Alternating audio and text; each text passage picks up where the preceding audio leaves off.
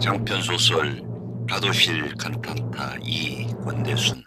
이웃 또래들과 함께 햇빛에 그을려 새까만 얼굴을 하고 상가들로 몰려다니면서 개구리와 뱀을 잡아 구워 먹고 호롱불 등잔 밑에서 밥상을 펴놓고 숙제를 할 만큼 자연과 벗삼아 살던 나날 중에 어머니가 자꾸 한 것이다. 한동안 시끌벅들했던 소동이 끝나고 한꺼풀 소가리를 드러낸 것 같다 키운 아들이 아픔이 나왔다. 나도 모르게 깜빡 졸았다고 생각했다. 눈을 떴을 때는 꿈속에서 이런저런 생각과 내가 어른이 되어 왔다 갔다 하던 모습이 얼핏 기억났다. 큰 힘을 쓰는 어른은 이런 일들을 해결할 수 있으며 이곳저곳 떠다나다 할 수 있겠다는 생각이 들었다. 비아리를 할까봐 얇은 이불이 덮어져 있었다. 초여름이라 무게가 느껴지지 않을 정도로 가벼운 이불이었다. 실눈을 뜨고 이불을 만지작거리면서 어머니가 덮어주었을 것이라 생각할 찰나에 하들짝 놀라 정신을 바짝 차렸다. 그 순간 어머니가 죽었다는 것을 떠올랐다. 그런데 곁에서 어머니 냄새가 났다. 어머니는 죽었는데 말이다. 아주 가만히 고개를 돌려서 보니 할머니가 같이 누워 자고 있었다. 순간 할머니가 어머니였으면 좋겠다는 생각이 들어 나도 모르게 기어 들어가는 소리로 엄마, 엄마라고 되뇌었다. 갑자기 현기증이 나더니 눈물이 났다. 이제야 눈물샘이 터져 줄줄 흘렀다. 할머니가 나의 우는 모습을 보면 애처로워할 것 같다. 할머니 머리 반대로 고개를 돌려 숨죽이고 울었다. 한참을 울고 있는데 이불 밑으로 익숙한 손이 나의 손을 찾아오고 있었다. 머니 손이었다. 나는 울지 않는 것처럼 눈물을 훔치고 할머니 쪽으로 고개를 서서히 돌렸다. 할머니 얼굴을 본 나는 깜짝 놀랐다. 할머니도 나와 같이 숨죽여 울고 있었다. 할머니도 나에게 들키지 않으려고 애를 쓰며 울고 있었던 것이었다. 서로 발각이 된 우리는 엉엉 소리만 내지 않았을 뿐 흐느끼며 울었다. 누가 먼저랄 것 없이 몸을 돌려 와라 깨하는 채로 소리 죽여 울었다. 밖에 동생들이 듣지 못하도록 소리내지 않고 끄이끄이 울었다. 할머니를 껴안자 더욱 어머니 냄새가 났다. 할머니가 어머니였으면 좋겠다는 생각으로 하염없이 눈물이 더 나왔다. 어느 정도 시간이 흐르자 울음이 진정되었다. 한바탕 울고 나서 멍하게 혼이 나간 사람처럼 있었다. 할머니는 나를 꼭 안아줬다. 그리고는 마지막에 내 이름을 불렀다. 가슴에 묻힌 내가 겨우 들 소리로 불렀다. 현태야, 우리 현태야. 그 소리에 나는 할머니 가슴으로 더 파고들었다. 잠시 뒤 방 밖으로 나간 할머니는 아버지에게 나직한 목소리로 또렷이 말했다. 내가 정신을 차려야 저 새끼들을 살릴 수 있다. 너마저 정신줄을 놓으면 저 새끼들은 모두 죽게 된다. 그렇다고 땅속으로 들어간 어미가 되돌아오는 것도 아니고 알았느냐. 육남 일리 남매 중 가장 나이가 어린 현성은 겨우 4살이었다. 출생겨울로 따지면 36개월이 채 안 되었다. 어머니가 살아있다면 아직 젖을 빨면서 보채를 나이다. 그 위로는 2년 터울과 연년생으로 쭉 이어졌다. 올막졸막하게 멧돼지 새끼들이 줄을 지어 어미들을 따르듯이 말이다. 현송이는 2살 나이가 많은 현진, 그 위는 현우, 그 위는 현찬, 그 위는 우리 집에서 유일하게 나에게 오빠 오빠 하면서 따라다니는 여동생 현옥이가 있다. 남동생과 달리 오빠에게 살갑게 대하면서 아버지와 어머니가 이야기하는 것을 듣고 아주 대단한 것인 양 나에게 귀속말로 전해주던 현옥이다. 내 바로 아래 동생은 연년생인 현도가 있다. 말수가 적지만 형이 나에게 힘을 실어주고 잘 따랐다. 동생들의 순서가 그랬다. 고등학교를 졸업하고 다시 고향 가도실로 와서 아버지의 농사를 도왔다. 동급생들은 대학에 진학한다고 원서를 접수하는 등 문제였지만 나는 대학에 진학할 형편이 되지 않았다. 소도 비빌 언덕이 있어야 한다는 게 극한 상황에서도 의지할 곳이 있어야 된다는 뜻이다. 송아지가 태어나면 젖을 빨게 하는 어미소가 있어야 하듯 말 못하는 소에게조차 비빌 언덕의 보루가 필요한 것이다. 동생들이 명떡 깨듯이 줄줄이 학교를 다니고 있고 막내 현성이는 이제 초등학교 3학년이었다. 나에게는 최악이었다. 고향 동네 옆집을 보더라도 장남이 돌아와 아버지 뒤를 이어 농사를 매진하고 고향을 지키는 모습이 많았다. 그 형들이 본보기가 되어 스스로 장래를 옥죄어 가두는 계기가 되었다. 더 크게, 더 넓게 뭉개구리처럼 둥실둥실 떠나고 싶었지만 스스로 우물한 개구리를 만들고 있었다.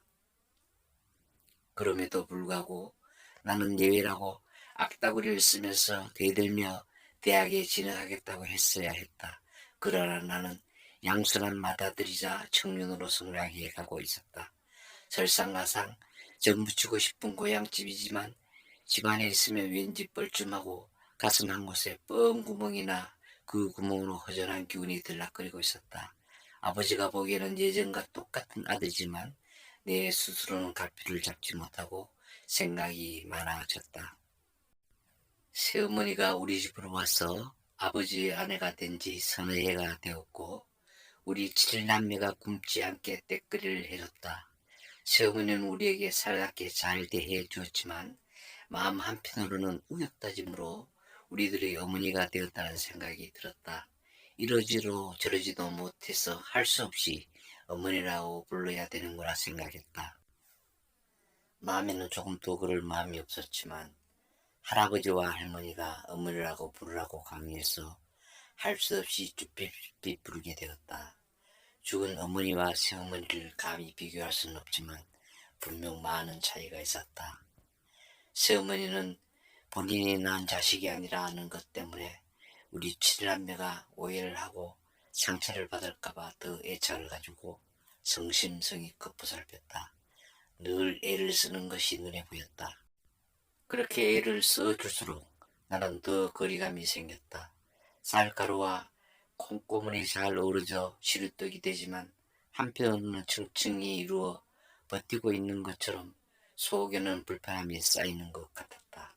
오래된 옷은 편한 데 비해 새 옷은 불편한 것처럼 새어머니에 대해서 내 마음은 편하지 않았다. 대놓고 이야기는 못하였지만 마음속 구석에는 틈새 같은 게 벌어지고 있었다. 농사는 일이 끝이 없기에 사방이 일거리였다. 초등학교 입학 전 아주 어릴 때부터 그 뒤로는 아버지를 간간히 도왔다. 농사꾼의 자식들이 농사를 돕는 것은 당연한 일이었다. 씨앗을 뿌리거나 수확을 하는 시기에는 어린 나이 손이라도 빌려야 되는 게 농사다. 하늘이 때와 작물의 습성을 놓치면 폐농이 되어 당장 입으로 들어갈 낀디거리를 놓치게 되는 마련이기 때문이다. 농사는 기후와 인력에 전적으로 의지한 채 늘 바쁘기만 했다.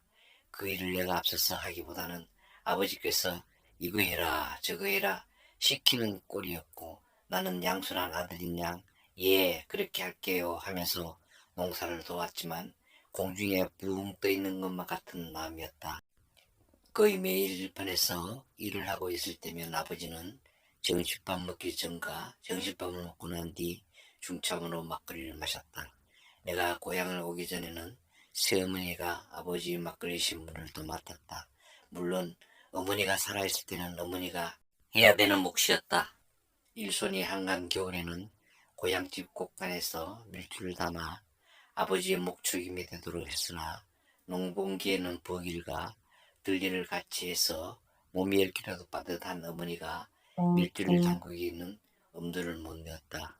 어머니가 종종 걸음으로 오리 채 못되는 장터의 술도가에 가서 막걸리를 사오면 밭고랑에서 몇 잔을 마시고 힘을 얻는 아버지였다.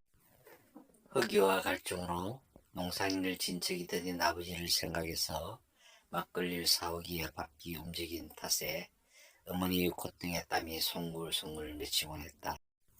우리 집은 가두실 동네에서 1호로 가진 물건이 2개 있었는데 바로 자전거와 라디오였다. 자전거는 일본에 살고 있는 큰아버지가 10여 년 전에 사서 보내준 것이었다. 큰아버지는 강제징용으로 일본에 끌려갔으나 끈기 있고 성실하게 일했고 그 모습을 눈여겨본 일본인의 도움을 받아 차근차근 사업들을 확장하여 내실이는 알짜배기로 만들어 갔다. 저녁밥 시간이 지나면 동네 사람들은 우리 집으로 꾸역꾸역 모여들었다. 라디오 소리를 들으러 온 것이다. 연속극에 귀 기울이며 국서위의 주인공이냐 안절부절했고 가수 이무자의 동백아이씨를 따라 부르기도 했으며 남녀 희귀근의 만남을 듣고 박수를 쳐가며 웃으면서 즐거워했다. 모두가 밤늦도록 라디오 앞에서 길을 쫑긋이 세워 빠져들며 하루의 피를 풀곤 했다. 처음 자전거를 받았을 때는 동네에서 딱 한 대밖에 없는 천연기념물 수준이었다. 그러나 당연하게 자전거를 탈 줄 아는 사람이 아무도 없었으며 어루만지고 씌워둔 채 페달을 돌려 보는 것으로 만족하는 정도에 그쳤다. 그러나 어느 날은 무한정 눈여기만 할 수 없다고 판단하여 자전거 타는 법을 배우게 되었다. 먼저 바로 밑 동생 현도를 자전거에 오르게 하고 뒤 짐바지를 잡아주며 넘어지지 않도록 해줬다. 시골 골목이 좁기도 했지만 두 발 자전거는 워낙 배우기 어려웠다. 잘 가다가도 배치가리나 정설가리로 처박기 일쑤였다. 그러나 올막졸막한 칠남매 중 여동생인 현옥이와 나이가 가장 막내 현승이만 빼고 서너 달 사이에 모두 자전거를 탈 수 있게 되었다. 물론 배우면서 여러 번 넘어져 무릎이 해지고 손등이 까지는 것은 어찌할 수가 없었다. 모두들 넘어져 상처투성이었으며 온몸에 빨간 목기름약을 발라 성한 곳이 한 곳도 없이 엉망진창이었다. 그 약은 일본식으로 아까진기 또는 한문식으로 옥다전기라고 불렀다. 옆집에서 또래아이가 자전거를 타고 싶다고 기웃댔지만 울막졸막한 칠남매가 자전거 한 대에 매달려 순번을 매겨가며 타는 상황인데 어찌 빌려줄 수가 있는 형편이 못 되었다. 그러나 하도 아우성을 하며 옆집 아저씨를 앞서 온 나이는 아버지 중재 끝에 잠시 자전거를 타보는 길을 얻기도 했고 순번을 놓친 동생은 새치기 한 옆집 아이를 원망하며 돌아지곤 했다. 아버지 심부름으로 오른손으로 누런 알미늄 2대짜리 주전기를 잡고 왼손으로는 큰아버지가 사주신 그 자전거 핸들을 잡고서 운전과 브레이크를 조작하며 장터가 있는 양자도로로 갔다. 앞서서 말했듯이 아버지는 고된 농사로 허기가 지거나 출출할 때 막걸리를 즐겨 마셨다. 아버지만 그런 게 아니라 고향 동네 어른들 모두가 막걸리를 좋아했고 단 하루라도 마시지 않으면 병이 날 만큼 막걸리를 입에 달고 살았다. 아버지는 자주 밖으랑에서 막걸리와 함께 고추장에 풋마늘을 찍어 먹고는 지긋하게 눈을 감고서 캬 하고 깊은 맛에 감탄했다. 그리고는 치기가 오르면 닭주우덕을 예찬했다. 현태야, 막걸리가 좋다는 것은 온 천지가 다 알지만 그 중에서도 5가지 덕을 아느냐? 술을 가까이 하기에는 나이가 어리기도 했지만 딱히 관심도 없었으니 알 리가 없었다.